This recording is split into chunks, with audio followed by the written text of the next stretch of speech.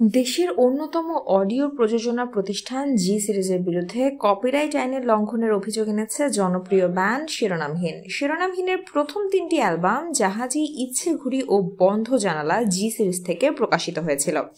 যথাক্রমে 2004, 2006 ও 2009 সালে 3টি অ্যালবাম প্রকাশের পরপরই শ্রোতা মহলে ব্যাপক সাড়া ফেলে।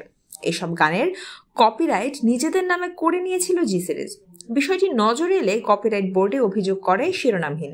2018 সালে শিরোনামহীনকে ওই 3 অ্যালবামের 30টি গানের কপিরাইট সনদ দেয় বাংলাদেশ কপিরাইট বোর্ড। তবে শিরোনামহীনের দলনেতা জিয়াউর রহমান জানিয়েছেন, কপিরাইট বোর্ডের রায়কে অমান্য করে জি সিরিজ শিরোনামহীনের এসব গান ইউটিউব সহ বিভিন্ন ডিজিটাল প্ল্যাটফর্মে বাণিজ্যিকভাবে ব্যবহার করে আসছে।